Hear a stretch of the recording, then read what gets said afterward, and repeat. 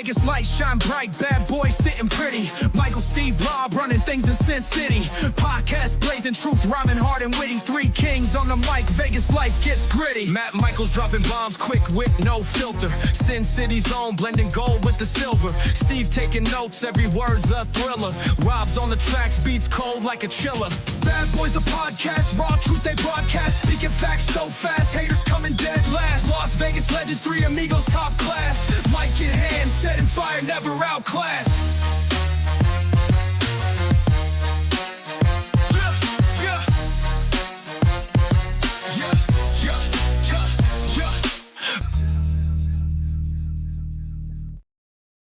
Welcome, everybody, to the Vegas Bad Boys podcast and the Forbidden Door 2026 recap and rant. I am SinCitySteve, and today I'm being joined by RedJed, co-host with me on the Sin City Indie Report. RedJed, how in the actual hell are you after that show, bro? Oh, brother, what a fucking show this was. I'm still recovering. It's been a day later. To be honest, I didn't get the whole show in one shot. So, I had to take tonight to watch the rest of it. And I am glad I did. What a phenomenal show this was, especially the top and the bottom of the card. 3 matches in, 3 matches at the start of the show, 3 matches at the end of that show, and even the 3 matches of the pre-show. We'll get into it, but boy, this was a spectacular card from AEW. I know we went off last month too on Double or Nothing, but this one to me was a little bit more of a surprise at how top notch, how elevated this show was. Yeah, man, it's astounding to me because, you know, realistically, these Forbidden Door shows, you and I know a thing or two about them. You know, we might as well just throw the credentials out there. Right. We were both at the first ever Forbidden Door show in Chicago. Absolutely. And we've been fortunate enough to be at several of these shows now. And it's a very cool concept. One could say that it's been kind of suffering with diminished returns, just because that Forbidden Door has been kicked wide open, and it's not like as if there's even a door there anymore. Right. But the thing that I can say is this show absolutely delivered. The AEW stuff was top notch. The Forbidden Door stuff was also top notch. And we'll obviously break down every single match, kind of break it all down, go into all the fun stuff, what we took away from it. I do want to say thank you to everybody for hanging out with us tonight. We are currently live on YouTube, Twitch, and on Facebook. So all of those platforms, definitely appreciate each and every one of you guys hanging out. Blast your comments in that box. We'll get it on the show here. And yeah, this has been a polarizing show. You yourself, Jed, actually mentioned one of the biggest talking points about the show, and that was the show length. This show, just the main card, actually was 5 hours in length. Yeah. 5 hours long, which is fucking insane. Yeah. Then you had another 45 minutes of the pre-show, if not longer. And yeah, I mean, we're talking 6 hours in its entirety. Yeah, it was a marathon, but you know, there's only one way to recap that stuff, and that's just to dive in head first. And as you can see, we've got the match graphic up here, the full collage. So yeah, we're gonna get started with the pre-show. Excellent work by the graphic design team, by the way. Really love the format and the motif that they used. So excellent stuff. Let's talk about what went down on the pre-show. And it all kick-started with a match that was announced like 20 minutes before the show. I didn't even know that this was going down. So Drilla Maloney picking up the win in a pretty convincing fashion over Daniel Garcia of the Death Riders.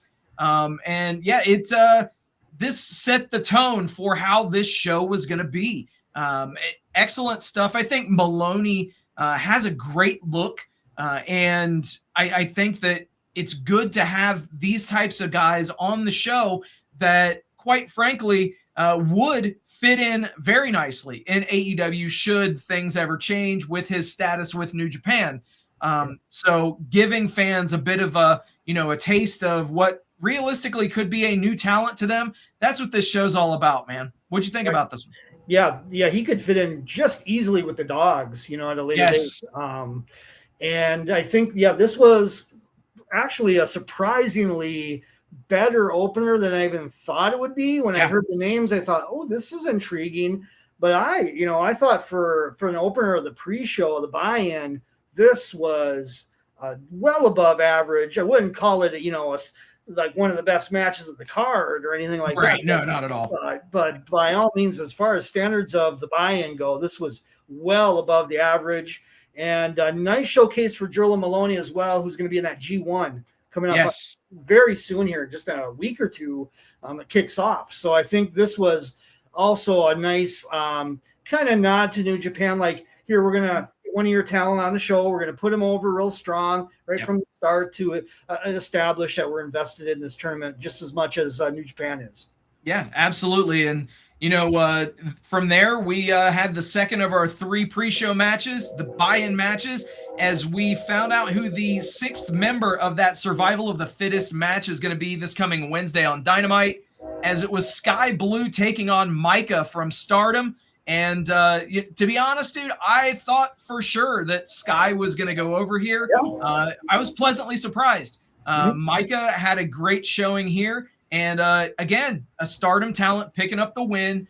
Granted, both, Maloney and Micah picking up the wins via the pre-show and the buy-in.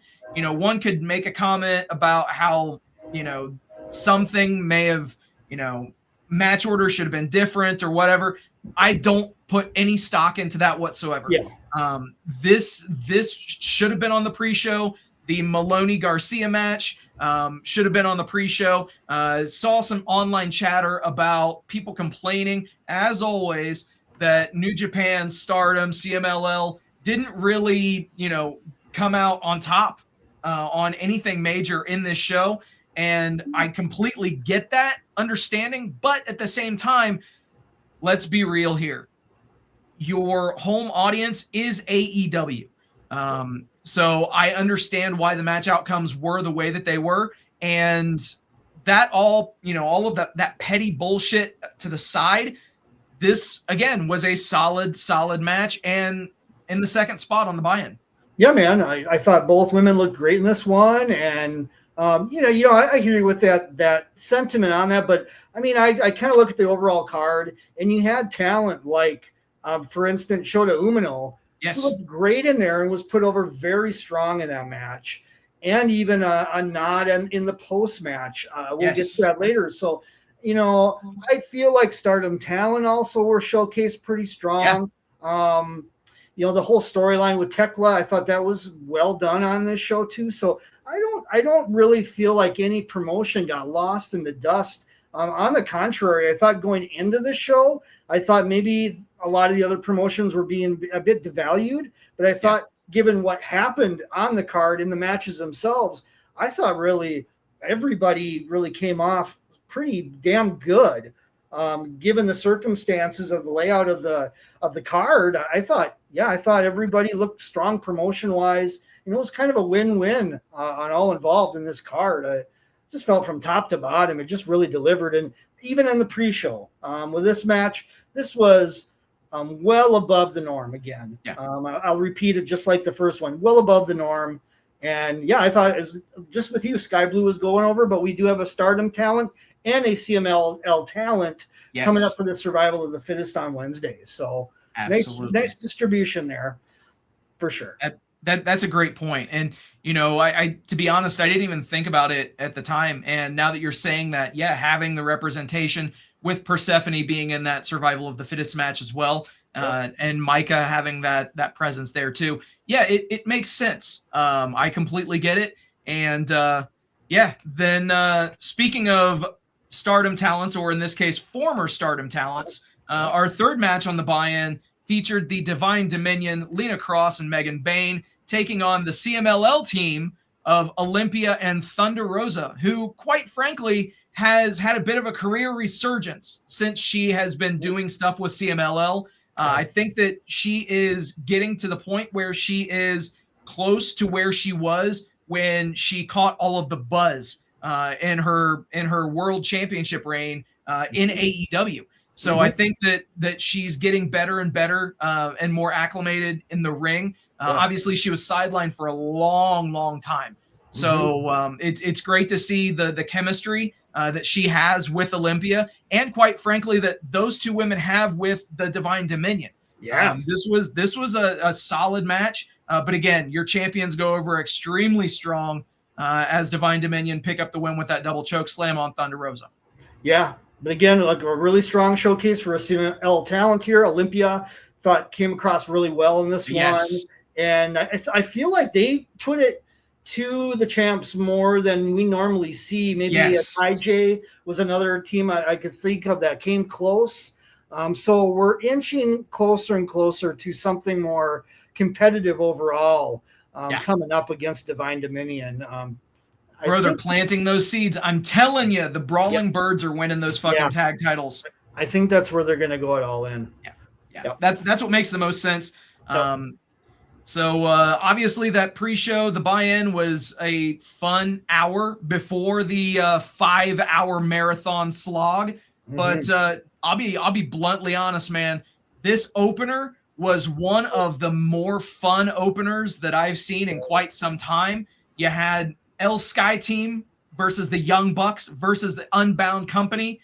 So CMLL representation and New Japan representation. And quite frankly, I think I made the comment to you as soon as I saw that this match was announced. Yeah, Titan's eating the pin, which sure as shit he did. But, here we are. The Young Bucks pick up the win. Honestly, I thought this one was going to be given to El Sky Team because we all know how Mystico has had one hell of a 2025, but also a great 2026 so far. Yeah, and the fact that they just won the Ring of Honor tag titles. Yes, two nights before this show. Two nights before. I guess the sign maybe with this finish was that the tag titles weren't on the line, which may have signaled, okay, we're probably going to get somebody else going over. But Mystico nor Dorada took the fall at all. I don't expect it right as a rebound to this, but I would love to still see a Bucks and Sky Team just one-on-one rematch for or like follow up for the Ring of Honor tag titles. I don't know if it'll happen or not. I think there's other destination points we'll get to, but boy, this was a fun, great opener, real high energy. The pace was unfucking real. The crowd, the crowd was so hot for this. Oh my God. Yeah. Oh man. And they love that and San Jose is a lucha friendly city. They love lucha libre. And this was a absolutely perfect way to start this show. It sure was. It was a win-win in every sense. And the crowd loved Mystico's entrance. They ate that up. Oh yeah. This was just thinking comparatively to other AEW pay-per-views even this year. This opener, and we've had a lot of hot openers on AEW pay-per-views, but this one may have taken the cooker of the top of the top. Because it really was just all out of salt on your senses from start to finish. It was a lot of fun. I throw out that word a lot, but genuinely, this was an absolute spot fest in the best way possible. Yes. So, not everybody's cup of tea, but this is what an opening match should do. It got the crowd into it in a hurry and really set the tone for what the main show was going to look like. It absolutely agreed. I would like to see maybe, Sky Team versus the Bucks. That's really intriguing. But obviously, like what you mentioned, I think they have, some plans for them in August. So I don't see them losing between now and then. Obviously, the Bucks picking up the win with what used to be called the Meltzer driver and then the TK driver. Now it doesn't have a name, evidently. So, they just it is what it is. Exactly. They'll figure something out eventually, I'm sure, with it. So most definitely. But following up on hot on the heels of that was a technical showcase and a match that they gave plenty of time to. They gave him 26 and a half minutes to Zack Sabre Jr. and Kenny Omega. And you know what? These guys used all 26 and a half minutes perfectly. I love it. The pace was great in this one. You know what you're going to get when those names are mentioned. You know what's going to happen when you see a Zack Sabre match, and you know what's going to happen when you see a Kenny Omega match. And put the two together, this fit the bill, to say the very least. It sure did. And this is another example of, the New Japan guy didn't go over, but you can't tell me that Zack Sabre Jr. didn't come off looking excellent in the follow through of this match. I mean, he's always just a top tier talent that just when he's in with another guy like an Omega or other athletes like that, they're taking it to a whole other level. And this was just it was a little bit of a style shift and clash a little bit in some ways, but this was a good thing in this one. It didn't hinder the match or anything. It was more of they complemented each other really well and laid out really strong match. I just thought this, and again, also with Omega, and Zack Sabre being at that level, that caliber of like either guy really would deserve a shot at the world championship. Well, that takes Omega to that next step now, and we'll see where they're going to go with it. Is anybody's guess going into Wembley, but will we see something with Omega challenging for the title before All In? Will we? What's going to happen? Is anybody's guess? But I feel like it's coming. It absolutely is, and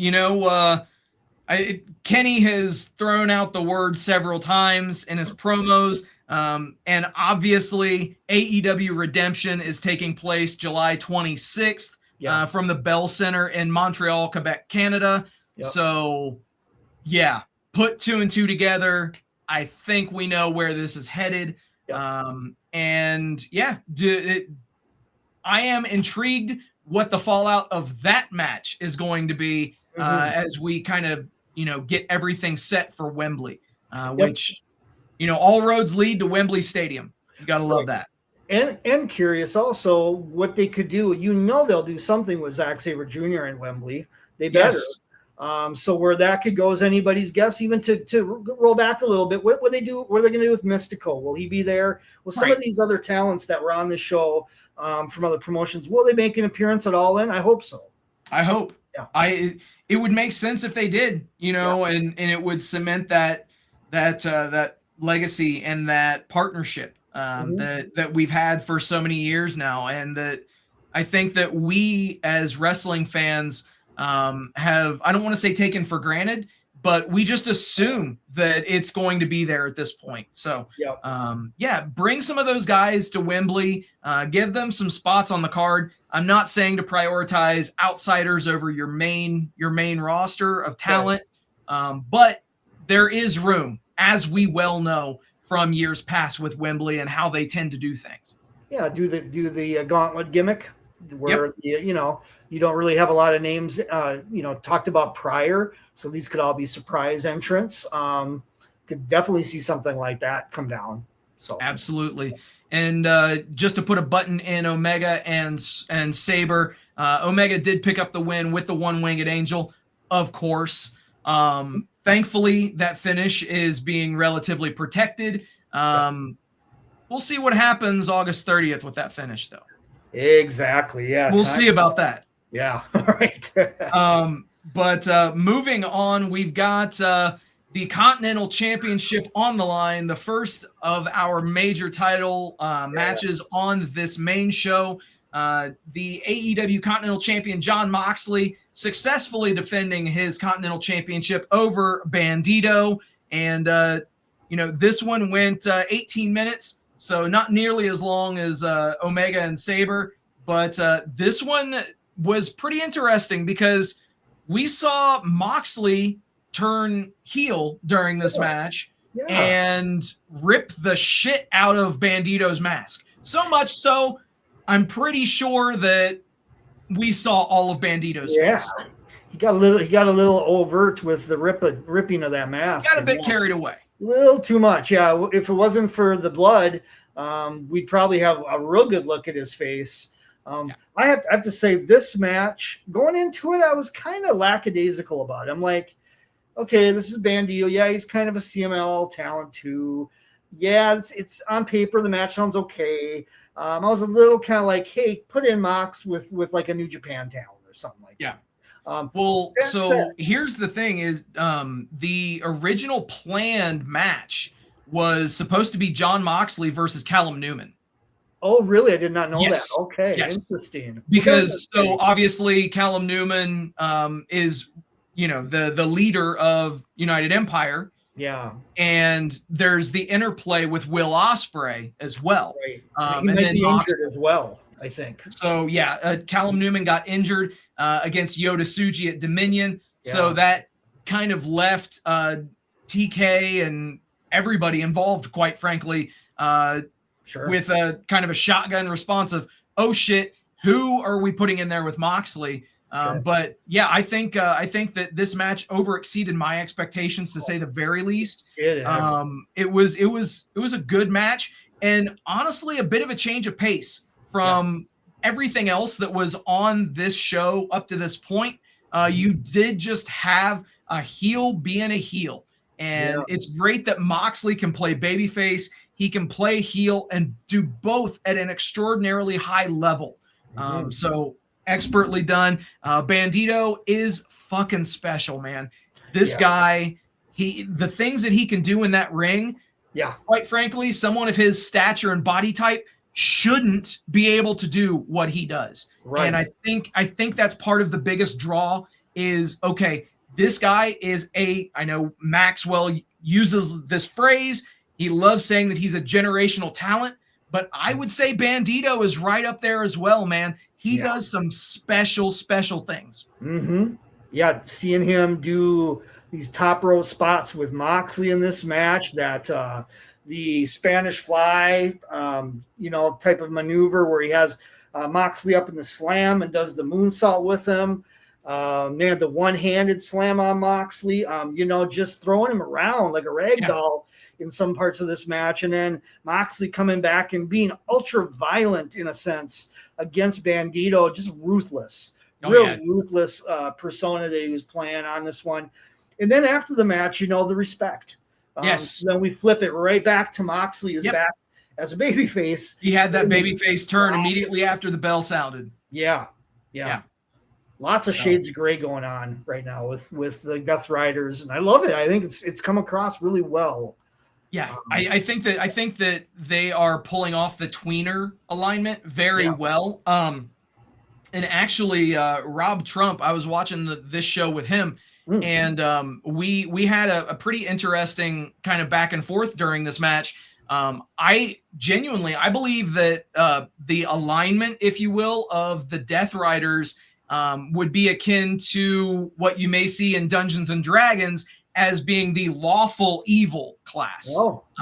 So essentially having that, that framework of the rules and doing what's right, but doing whatever it takes to get their desired outcome. So I totally, I'm vibing with what they're doing for sure. Yeah. It's just an interesting shift. I don't ever know if they'll go back full heel at some point. I would feel like it'd feel odd. Going back to that well, and I just like this balance a lot better because it gives them a lot of variety on who they can pair them off with in the ring and the dynamics, And that's the thing too, is keep in mind they are in many ways it makes them the most real faction in AEW, or let's be real too, anywhere. Because I know I'm totally lifting a line from Aleister Black's WWE theme, but no man is ever truly good. No man is ever truly evil. There are shades of gray that exist in real life that also don't always get translated into the pro wrestling world. And if people try to do it, it's not done well. But expertly done stuff by Moxley, by the Death Riders. Again, finding new wrinkles and new paths to pursue. Yep, I am digging it 110%. And, moving into, there was the other match with Shota Umino we can talk about in a moment, but the post-match on that was interesting with Moxley as well. Yes. I don't know where they're going with it. Were they going to set up a Moxley Umino match, or is Moxley kind of going back to Umino as where are we going with it? I don't know. We'll see. Yeah, exactly. And speaking of that match, Shota Umino versus Pac was next. And I said this to you right before we hit go live, and I'll say it right here. You know that you have a pretty damn good show when the quote unquote worst match on your show is Shota Umino versus Pac. No kidding. And this match that's not a slight on either of these guys. No kidding. Right. But dude, both of these guys brought it. They both did extremely good things. Dude, the Mike Awesome Bomb table spot was fucking sick. Yeah. I've got that graphic up there right now. Yeah. But Umino's strikes, man, that was the most, I'd say the most surprising thing for me is just how well those strikes translated here in AEW and how they elicited the response that they did from the largely AEW fan base. So good showing by Umino in the win here as well. Yeah, he looked great. And I have to say, he's come around. Oh, dude. There's been years of a build here and some underwhelming stuff, especially I remember some Tokyo Dome matches with him that were really just underwhelming and that chase that he had. But no, he has firmly solidified himself now. He feels like a top New Japan guy that can go in the ring and bring what they were expecting out of him maybe years ago. We're here now. And I feel like with the Tanahashi thing afterwards, that also was another step within it. Also was like, here's Tanahashi. He comes out, don't really know what's up with that. And then he comes in and just endorses him wholeheartedly, essentially. Yeah, completely endorses him. So obviously after the match, it's Continental rules. So everybody's barred from ringside. After the match, you see the Death Riders en masse kind of circle around the ring. Moxley gets into the ring, and there's this kind of tension between he and Shota, who, keep in mind, Umino was the first Death Rider. He was the very first one that Moxley kind of took under his wing. So to be honest, I wouldn't be surprised if we ended up seeing Umino versus Moxley maybe at either Redemption, but I think at All In. Yes, sir. Yeah, that may be what they were hinting there. Yeah, and that makes a lot of sense. That makes a lot of sense. And I think that it would be fitting if you did go ahead and, let's be real, have Umino beat Moxley. Here's why I say that is they did hammer home the point of no New Japan contracted wrestler has ever held an AEW title. Right. So they planted that seed, and AEW has been very good about following up on those seeds that they plant, and making sure that there's some sort of resolution. Yeah, that could very well happen. That would be a great idea. And I'm interested to see where Umino goes in the G1 as well. Yep. That's coming up, just like with Maloney. My impression also of this match was perhaps originally, was this going to be Gabe Kidd and Umino? Yes. Okay. Yes, it was going to be him, but unfortunately visa issues kept Gabe Kidd out of the country. Okay. So that's why you saw Gabe Kidd essentially being the message deliverer or the courier, if you will, to Umino for not just the challenge, but also, all of the promo stuff and the back and forths that we saw in New Japan kind of leading up to this match. So, right. And I believe there's something even next week. I think I saw something where Gabe Kidd's working against Umino on the road to the G1 or perfect. So they're going for it right away on the way back. That makes sense. Yeah. And here's the image of President Tanahashi in there after he puts the belt around Umino's waist, and again endorsing Shota Umino. So yeah, you love to see it, man. You love to see newer stars getting made, and that's what this show can do. Exactly. Yeah, that's what I meant. Like when we were talking earlier about, how the promotions came off in this show. I mean, yeah, like especially on the back end of the show, undoubtedly this was an AEW all the way. Those last 3 matches, but prior to that, there was a lot of shining of other promotions and New Japan talent and CMLL talent and Stardom talent intermixed in here, and this was a good example of it.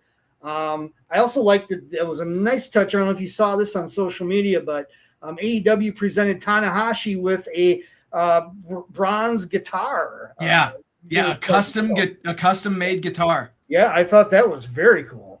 And I really liked that.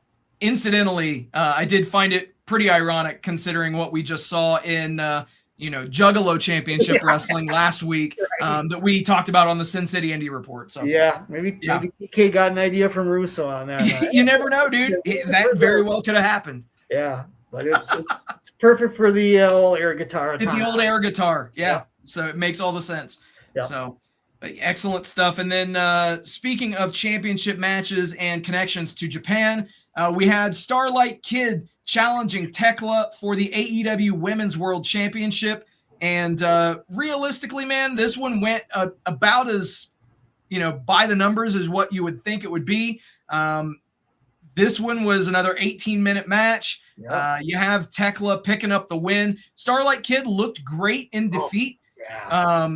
And that's another thing is this is a name who has never appeared in AEW before. So this was a new face for a lot of these eyes.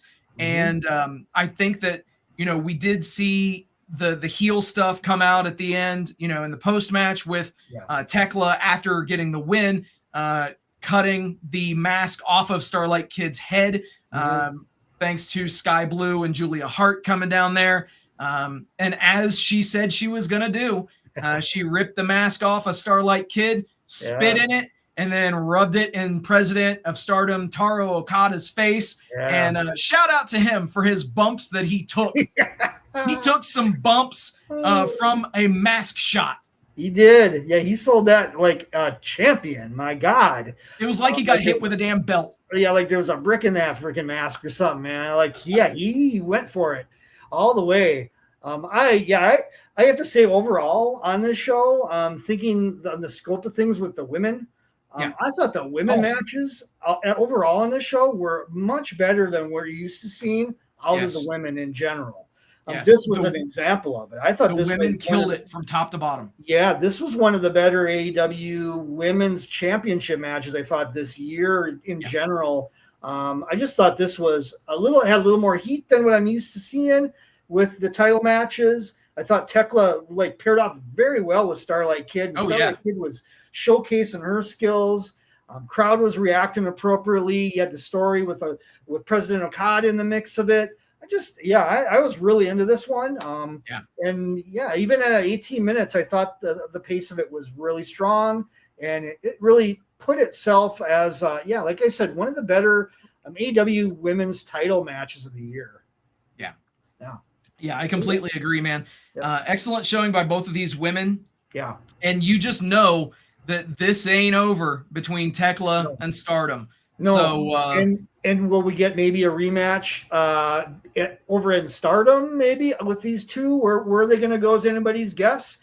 We could, man. We could. And the story's done yet. She took her mask. I mean, there's got to be something from that. Shit's just getting started, bro. Yeah. So let's see where it shakes out.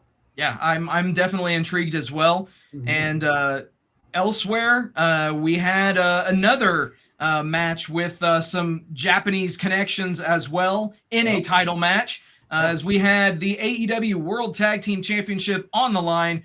Christian Cage, Adam Copeland versus Clark Connors and David Finlay, the Dogs. Man, this match. It was a fun match. It was solid. These guys all beat the hell out of each other. Yeah, they sure did.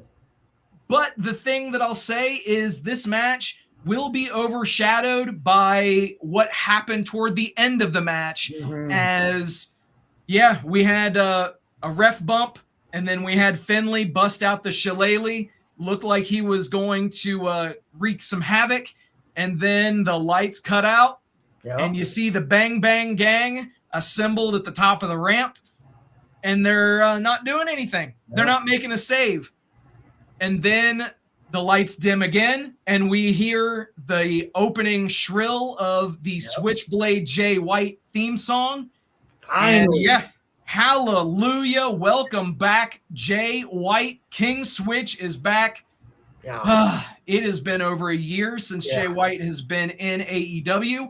But keep in mind who Jay White was aligned with when he was injured. Yes. He had made this kind of alignment with Adam Copeland. So this pays that off. But also, Jay White shows up to take out David Finley, who was instrumental in Jay White's removal from Bullet Club in New Japan Pro Wrestling in 2023. Yeah, that's talk about multi-layered storytelling Full in circle, the brother. here. It was really good. I thought AEW didn't tell stories. Right.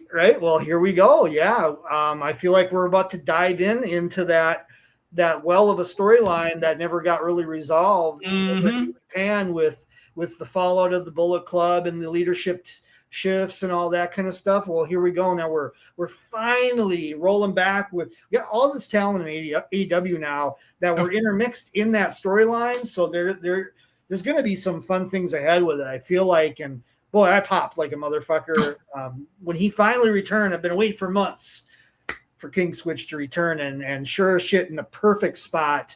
In a kind of the match was okay. I felt it was a little mediocre. On paper, I was not. I was like, again, like, why can't we do a little more emotional? Yeah, and it was going to be what it was going to be. But overall, with that post match, there was some meaning in what was happening by that angle at the end. So I can't dog it. No. Pardon the pun. Not at all. Well played. It was solid.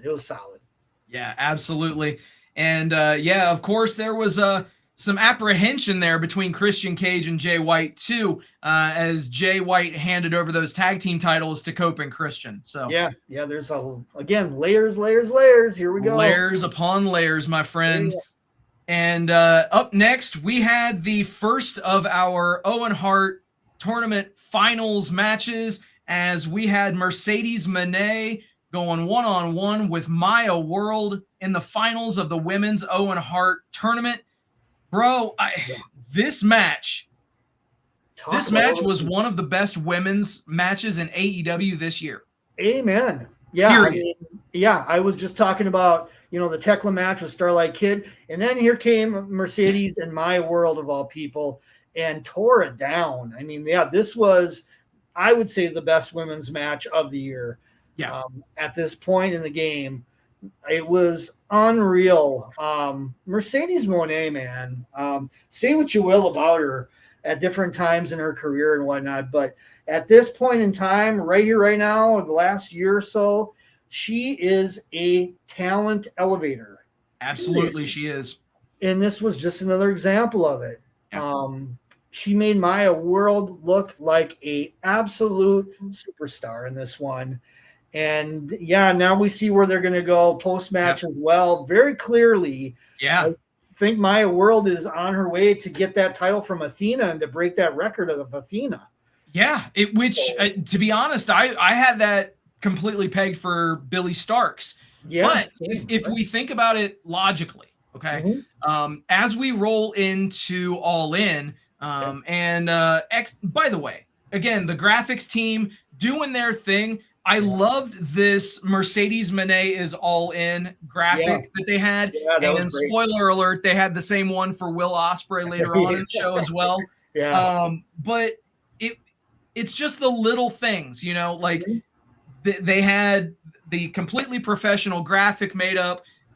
They truly made it feel like a big deal. And, you mentioned that Mercedes made Maya World look fantastic, which she absolutely did.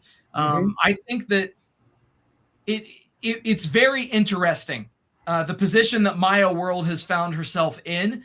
Some people can, make comments about, her getting a sympathy push or whatever it is. But the fact of the matter is, the fans were 100% behind her. Oh yeah. If you all are, if you haven't checked out the show, or maybe you just saw some clips, Maya World kicks out of the Monet Maker, and which at one point was used by Mercedes to put away everybody. That was her out and out finish. Right. And Maya kicks out of it at 2. You hear the crowd pop because this match actually went on for 24 minutes and 55 seconds. Wow. So this was the longest women's match in AEW history, by the way. Oh, so shit. Wow. Yeah, so this was the longest women's match in history by a matter of less than a minute. But it deserved it. So not only was it one of the best that they've ever done, it was also the longest match in the AEW women's division history. But the more this match went on, you could tell the fans got more and more behind Maya World, and they did what they needed to do to build a new star. Right. In this match, but also leading up to this match. They created that emotional investment in Maya's character. Yep. And they set the table for her extremely well. She rose to the occasion and showed what she had. Obviously, there were, a couple of miscues here and there, but you got to figure, man, for her to be put into this position, right, this early into her career, and for her to shine as much as she did, dude, again, this was a star-making performance. Yep. Maya killed it. Mercedes killed it. Both of these women went out there, laid it all out on the line, and this is how you should finish a tournament like this. This match was the finals. This match lived up to those expectations and exceeded those expectations. It was phenomenal work by both women. It sure was.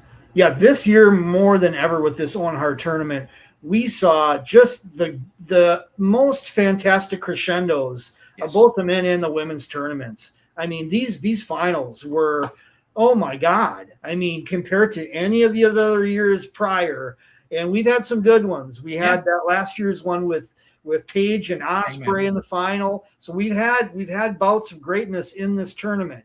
But boy, oh boy, these last 2 finals on these ones, and the way Maya World showcased her, she brought it. I mean, the push was, yes, it was quick, and it was, the timing was right, and all the stars aligned. But it wouldn't have been possible to get the crowd into it without her effort as well. Yes.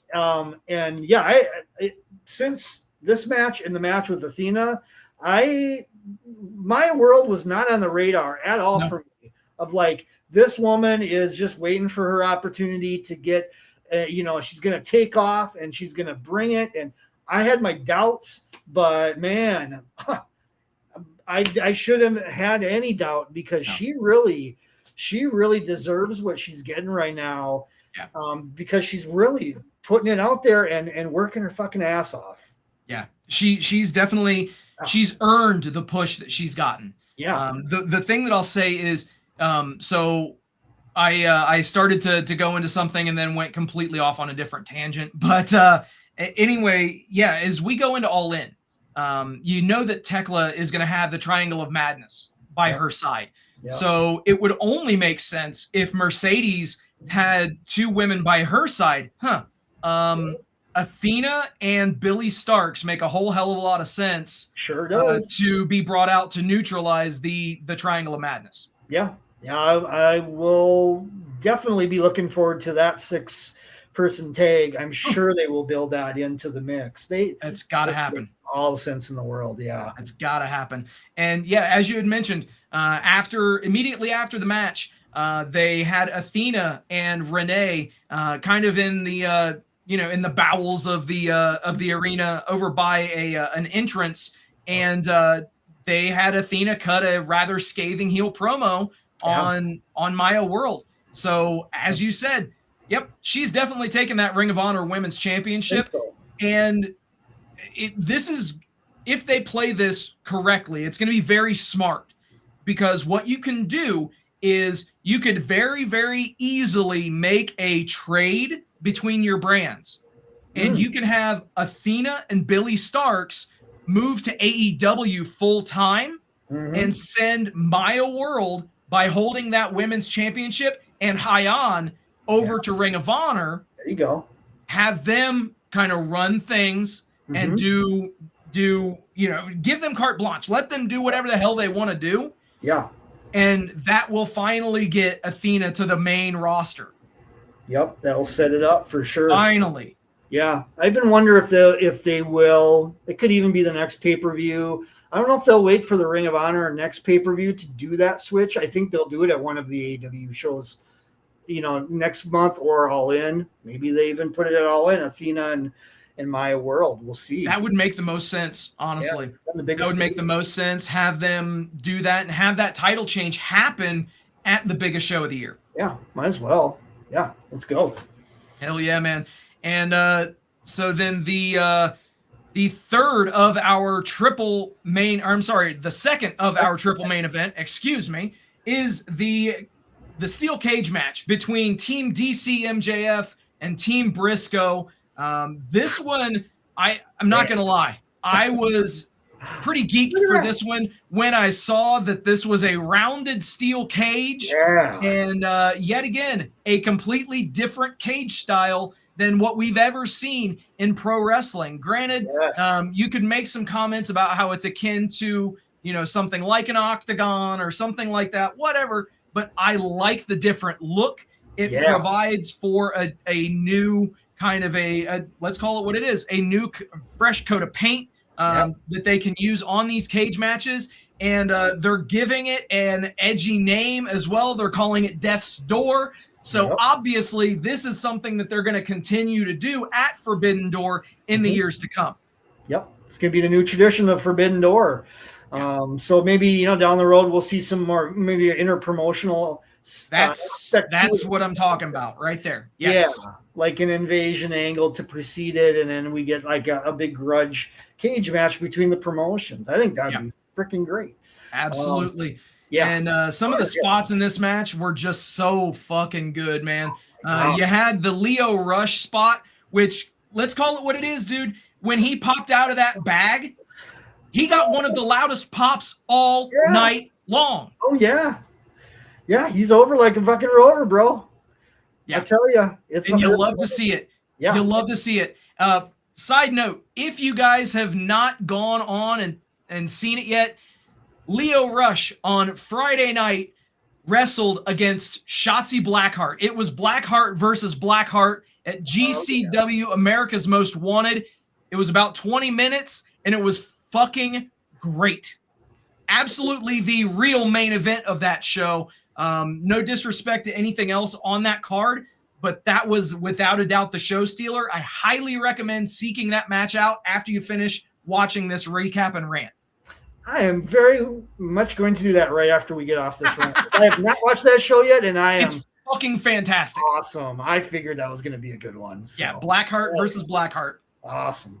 Hell yeah. Yeah, so many uniquely creative moments in this match. Oh, yes. God, and the spots beyond, the pyro spot with Kevin Knight taking that dive. My God. Yeah, dude.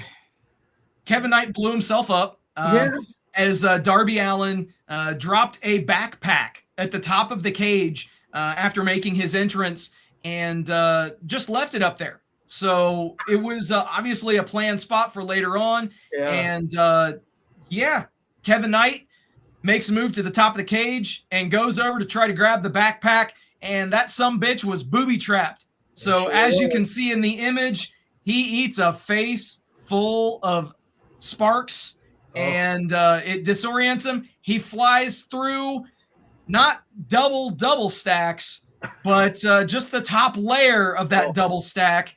Dude. And you got to imagine that shit hurt. It looked rough. Yeah, Yeah. to land the way that Oh went. my God. It just the tables just kind of folded themselves over a little bit on the top level and kind of like busted out in a weird fashion. Yeah. It did not look pretty by any means. No.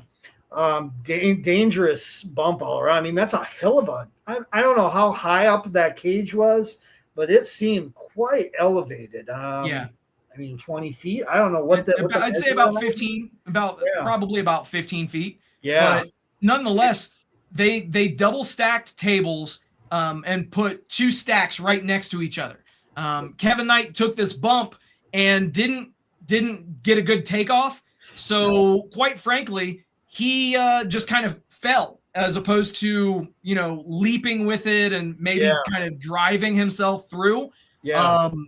I noticed that it was kind of off a little bit as he kind of fell. And so obviously I assumed the fucking worst. But thankfully he is okay. And yeah, he went through just the top layer of those tables, crashing into that second layer of tables underneath. That did not feel good. No kidding. Yeah. Darby also had a bump during the match. Oh God, was wild. I thought he got some fucking tacks in his eye. In his eye, yeah. Oh my God, it was like what? It was like a. It was a back body drop.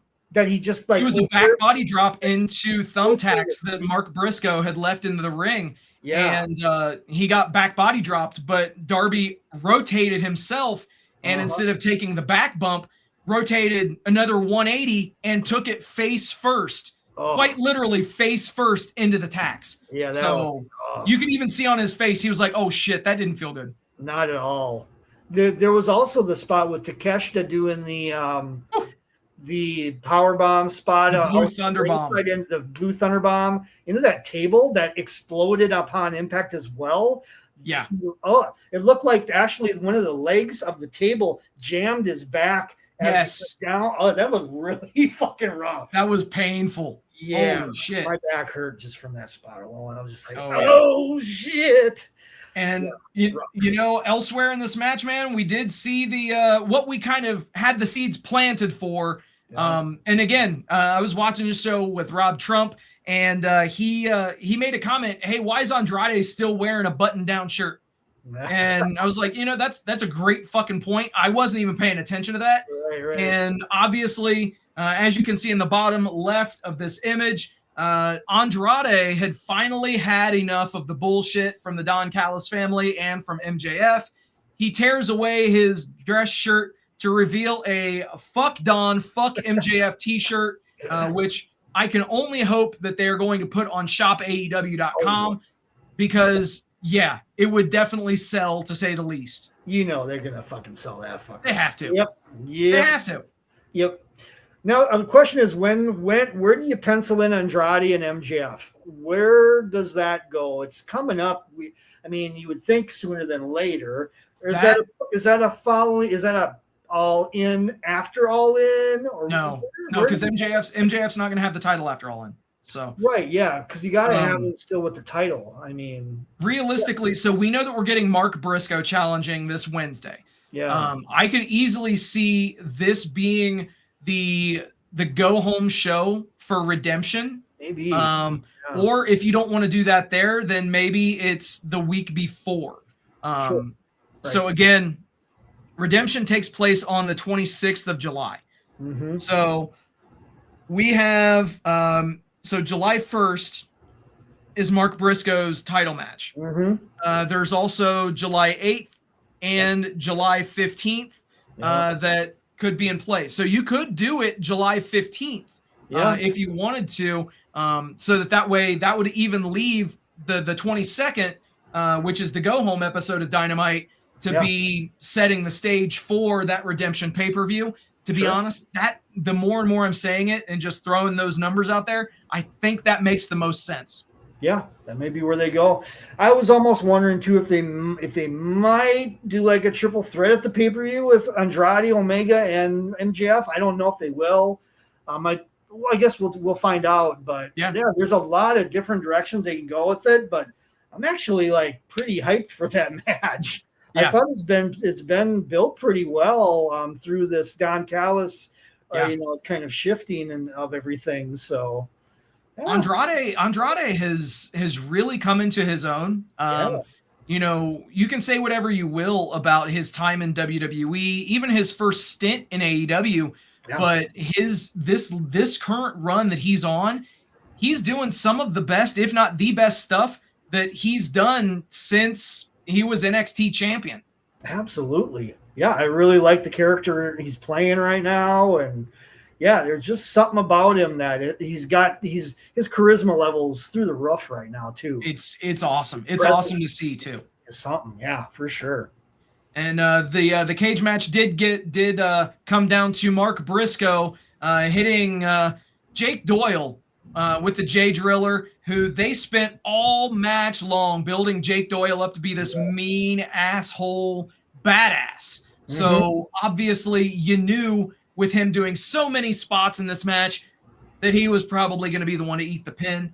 But everything looked good. If nothing else, even in defeat, Jake Doyle looked good in defeat.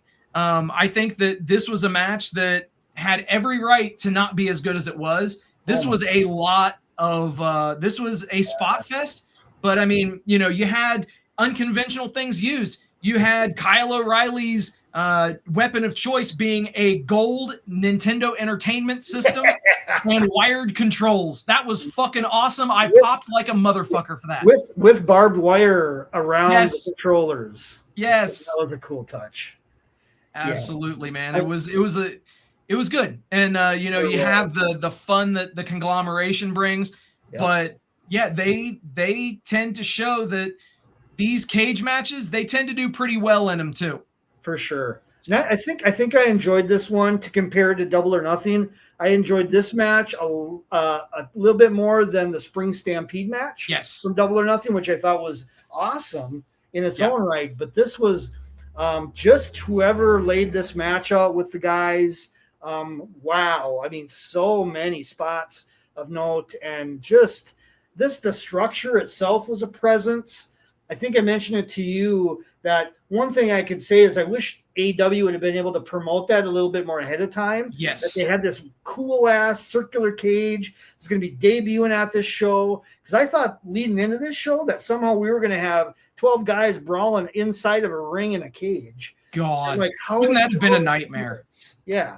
How are we going to do this? But no, this was a great addition, a great new theme, and a great new type of thing that we're going to be seeing every year at Forbidden Door. I can't wait for the next one. Hell yeah, dude. And, the main event of the night was Swerve Strickland versus Will Ospreay. And, Jed, I'm just going to go ahead and say it. This is the match of the year in AEW, maybe all across professional wrestling up to this point. That mask versus mask match in AAA, I think it's neck and neck with that, but it depends on which flavor of ice cream that you like. True. That's going to tell you which one that you like better. Right. But this match, dude, absolutely crushed it. These dudes went 35 minutes. Wow. And it didn't feel like it was over 20 minutes. Not at all. This was so good. So good. I haven't seen storytelling like this in a match probably since the Omega and Okada series. Yeah.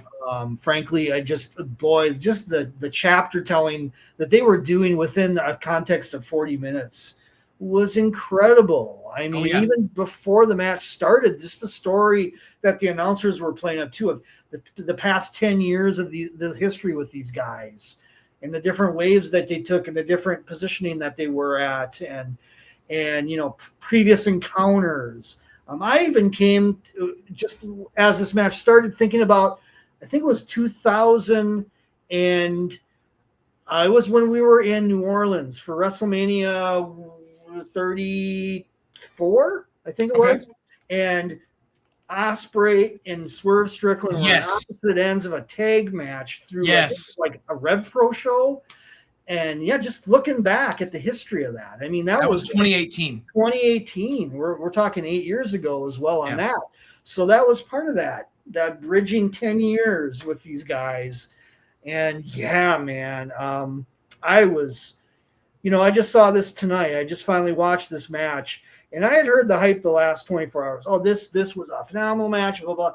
And I'm like, okay, we'll see. We'll see what I think about it. But man, it blew me away. I was so utterly impressed with this match as it went on. Like I said, the chapters, Yes. the layers, the levels, whatever you want to call it in this match, it just kept building and building. The heavy blood in this match was. Oh my God, Swerve was fucking bleaking, bro. Oh, it looked like a murder scene over there by that steps in that table spot that they did. It was just fucking blood spots everywhere. This match was killer, and I'm with you. After watching it, I think this was not only the best AEW match of the year, it would be right above Takeshita and Okada from the last pay-per-view as an example. But yeah, this took it. This took it for sure. I would call it probably the best match of the year, bar none, out of any promotion at this point, just because of where we got to at the end of the match too. Just like I said, it was all about the story. Yes. The Death Riders coming out at the end to kind of motivate him to turn it into that other level. Like when that was so fucking cool.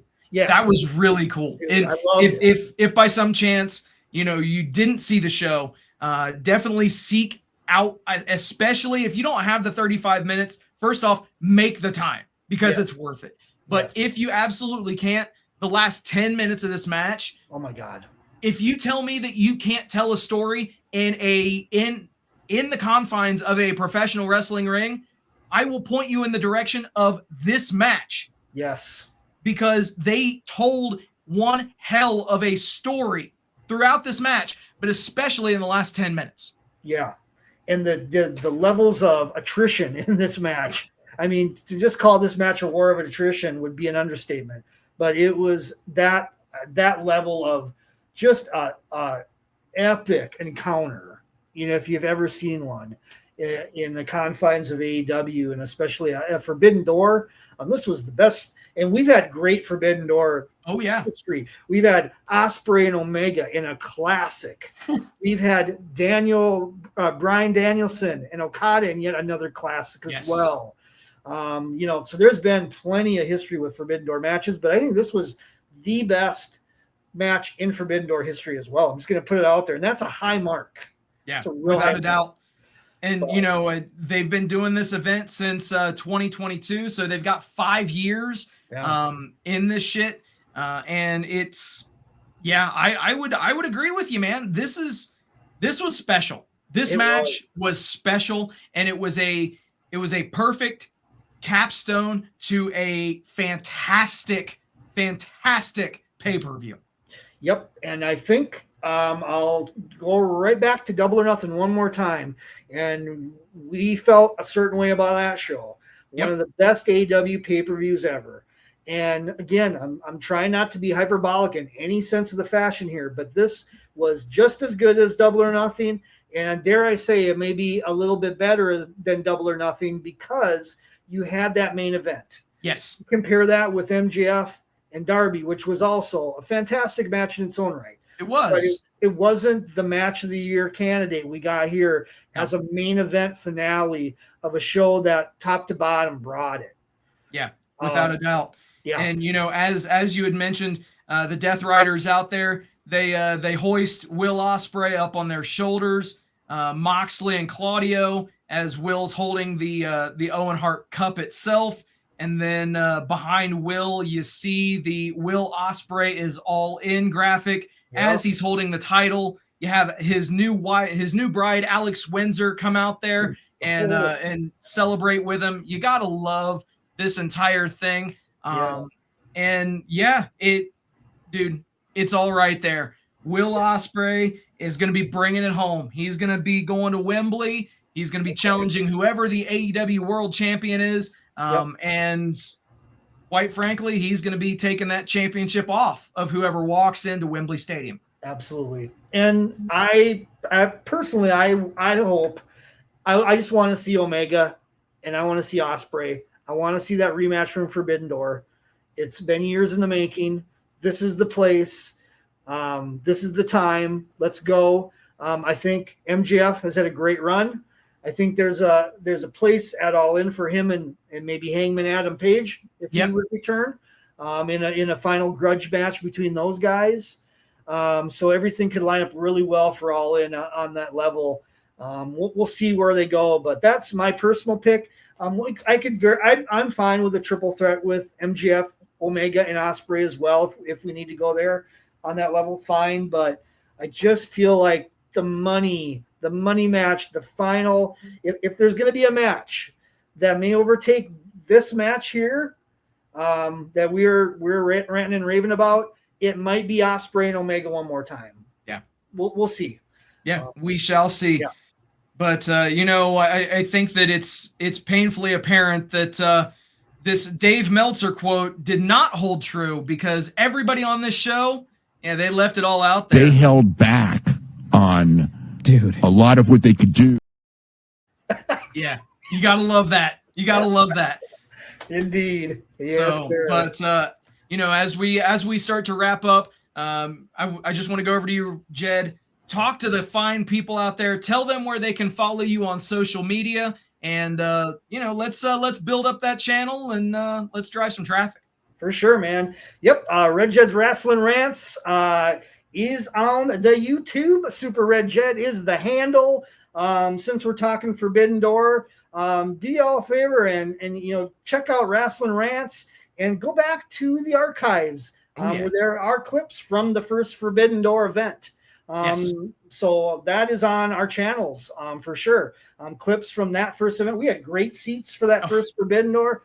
Hell yeah, we did. Center right there, man. It was a great experience. And man, I thought a lot about it last night when I was watching the show. And again, this event tonight or last night was just like the best Forbidden Door pay-per-view I think they've ever done. Yeah. Even though that first one holds a lot of sentimental value to me. But so check it out on Wrestling Rants, clips from Forbidden Door back in the day. And also coming up this week, we're going to be doing that mid-year look back at what a year 2026 has been already. So check that out, July 4th weekend on Wrestling Rants. SinCitySteve will be joining me for that. And we also got the Sin City Indie Report coming up probably. I'm down for Thursday night if you are, brother. All right, man. Yeah, we'll make it happen. So, absolutely. Thursday night, we're going to be doing the Sin City Indie Report where the both of us, we do what we just did for a little over an hour, except we don't just talk one show. We talk a ton of shows. So the best in independent pro wrestling, numerous promotions.